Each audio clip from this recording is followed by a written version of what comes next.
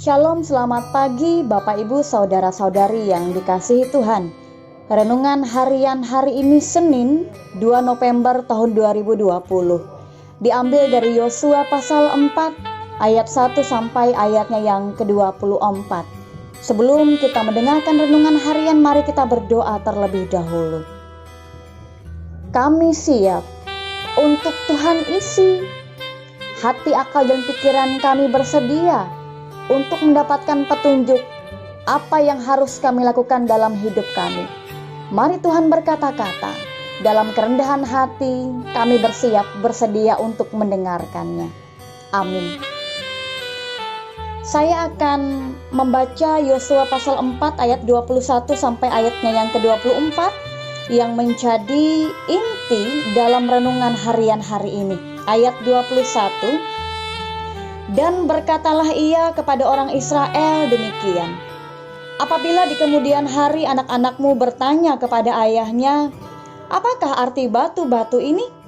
Maka haruslah kamu beritahukan kepada anak-anakmu begini, Israel telah menyeberangi sungai Yordan ini di tanah yang kering, sebab Tuhan Allahmu telah mengeringkan di depan kamu air sungai Yordan, sampai kamu dapat menyeberang seperti yang telah dilakukan Tuhan Allahmu dengan laut Teberau yang telah dikeringkannya di depan kita, sampai kita dapat menyeberang, supaya semua bangsa di bumi tahu bahwa kuat tangan Tuhan, dan supaya mereka selalu takut kepada Tuhan Allahmu.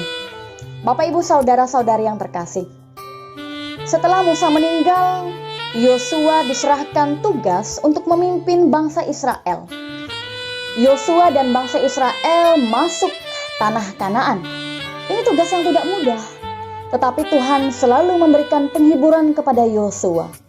Yosua diberi jaminan bahwa ia akan berhasil memimpin bangsa Israel masuk tanah Kanaan dengan syarat ia harus setia dan percaya kepada Allah. Bapak, Ibu, saudaraku, Yosua dan bangsa Israel juga harus meyakini bahwa di bawah pimpinan Allah dan dengan jaminan kehadiran Allah, maka semua harapan mereka dapat tercapai.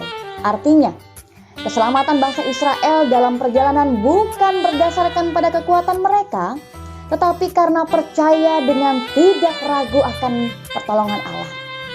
Dalam sejarah perjalanan bangsa Israel, kitab Yosua mencatat bahwa mereka harus menyeberangi sungai Yordan. Ini bukanlah hal yang gampang, karena pada saat itu belum ada jembatan sebagai sarana untuk menyeberang.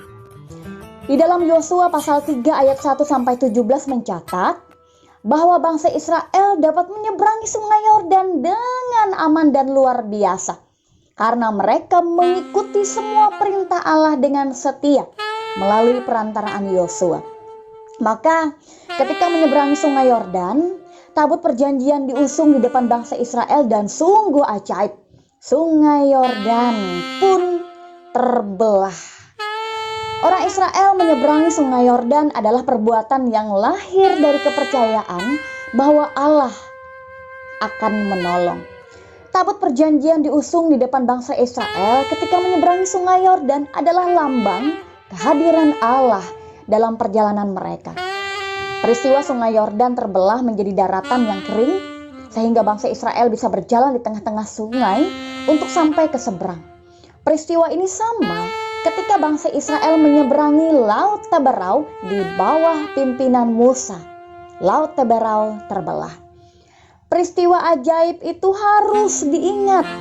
Maka Allah menyuruh Yosua mendirikan batu peringatan untuk memperingati peristiwa itu.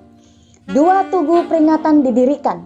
1 tugu di dekat sungai Yordan dan 1 tugu di Gilgal.